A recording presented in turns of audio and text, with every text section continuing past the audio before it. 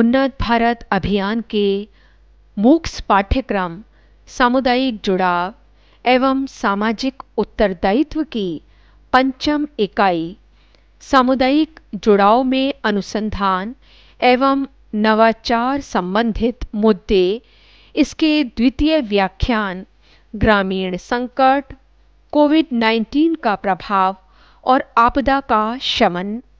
इसमें उपस्थित सभी शिक्षार्थियों का स्वागत है।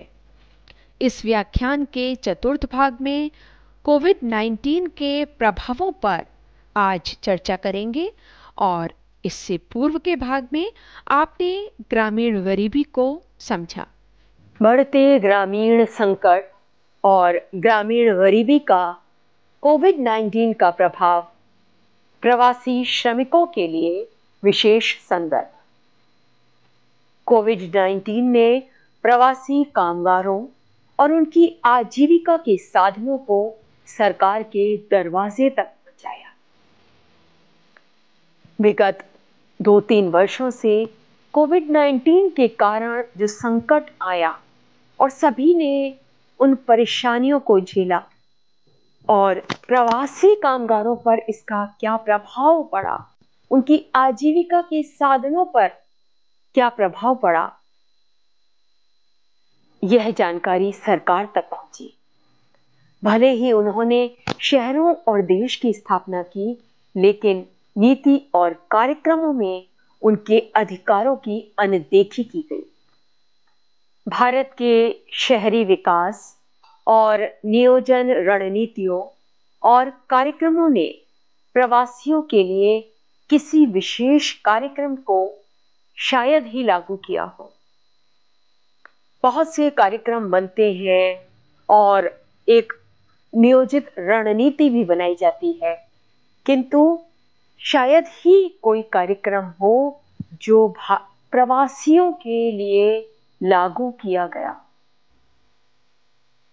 पहचान की कमी और निवास के प्रमाण सहित कई कारण हैं जिसके कारण उनकी गरीबी लक्षित ही नहीं हो पाती, क्योंकि उनके पास अपने निवास का कोई प्रमाण नहीं है, पहचान की कमी है।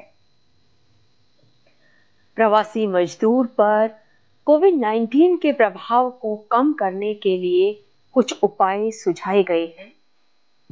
तो भारत सरकार और राज्य सरकारों के साथ गैर सरकारी संगठनों, एनजीओ और परोपकारी समाजों ने प्रवासी श्रमिकों जैसे कमजोर समूहों पर लॉकडाउन के प्रभाव को कम करने के लिए कई तरह के उपाय किए।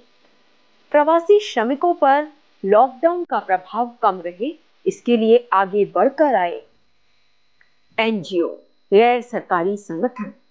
भारत सरकार द्वारा भी इस पर कार्य किया गया, राज्य सरकार के द्वारा और भी अन्य बहुत से परोपकारी समाज समुदाय के लोगों ने इन प्रवासी श्रमिकों के लिए बहुत से उपाय किए। दीर्घकालिक योजनाएं भी विकसित की जानी चाहिए।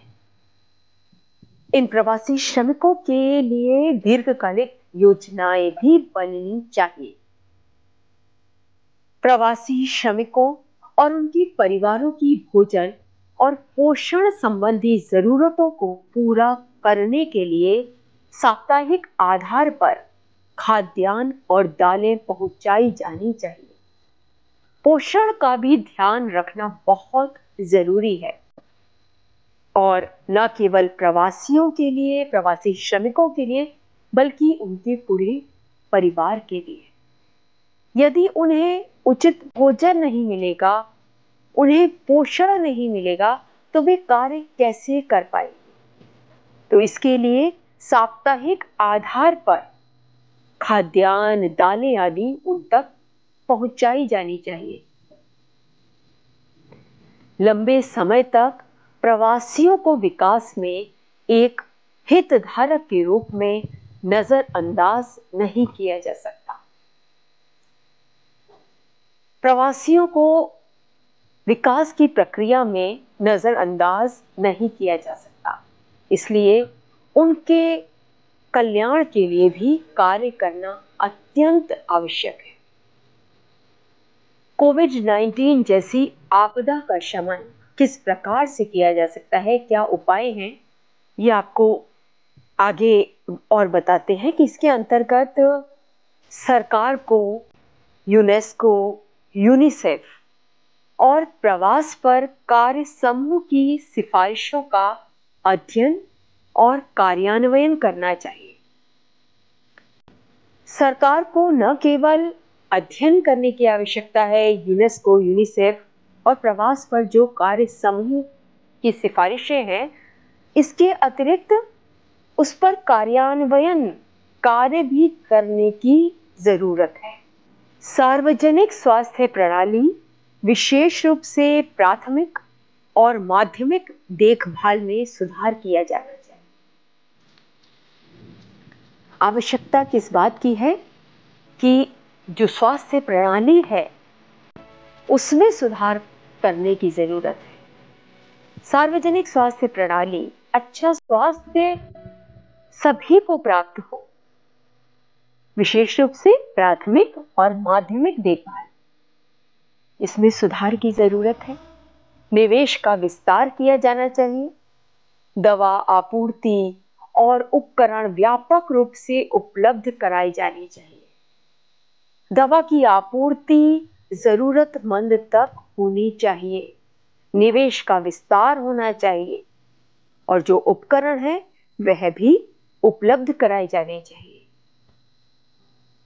सबसे महत्वपूर्ण रूप से सार्वजनिक स्वास्थ्य प्रणाली के मानव संसाधनों को बढ़ाया जाना चाहिए। जो सार्वजनिक स्वास्थ्य प्रणाली है उसमें मानव संसाधनों को भी बढ़ाना चाहिए। पर्यावरण क्षरण, ग्लोबल वार्मिंग, जलवायु परिवर्तन, महामारी और रोगों के खतरे से निपटने के लिए एक लचीला समाज विकसित किया जाना चाहिए। ऐसे खतरे, जलवायु से संबंधित खतरे जो अनायास ही आ जाते हैं, जिससे जलवायु परिवर्तन के कारण बहुत से रोग बढ़ जाते हैं, पर्यावरण क्षरण हो रहा है, ग्लोबल वार्मिंग हो रही है, इससे निपटने के लिए भी एक समाज विकसित करने की आवश्यकता है। एक दीर्घकालिक विकास मॉडल बेहद फायदेमंद हो सकता है। एक दीर्घकालिक विकास का मॉडल फायदेमंद हो सकता है, लाभदायक सिद्ध हो सकता है। ब्रिज टू प्रॉस्पेरिटी ग्रामीण अलगाव से प्रेरित गरीबी से मुक्त दुनिया की कल्पना करता है। ऐसे लक्ष्य जो संयुक्त राष्ट्र के सतत विकास लक्ष्यों के साथ निकटता से जुड़े हुए हैं। अगम्य नदियों पर फुटब्रिज बनाकर आवश्यक स्वास्थ्य सेवा, शिक्षा और आर्थिक अवसरों तक पहुंच बनाने के लिए समुदायों के साथ काम करें।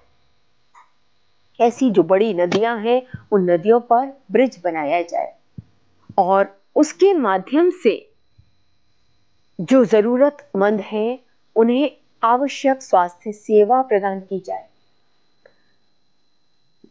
वहां तक शिक्षा को पहुंचाया जाए और उन व्यक्तियों को आर्थिक अवसर भी दिए जाए और इसके लिए संवेद रूप से प्रयास करने की आवश्यकता है, क्योंकि एक अकेला व्यक्ति कुछ नहीं कर सकता, तो सभी को इसके लिए प्रयास करने हैं। ग्रामीण और शहरी क्षेत्रों के बीच पारस्परिक संबंध समावेशी विकास को बढ़ावा दे सकते हैं।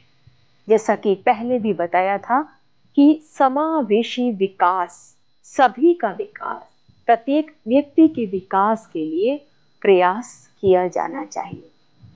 इस भाग में कोविड-19 के प्रभावों को जाना और अगले भाग में सामुदायिक जुड़ाव और सतत विकास लक्ष्यों को जानेंगे। तो आपने व्याख्यान को सुना। आप सभी का बहुत बहुत आभार।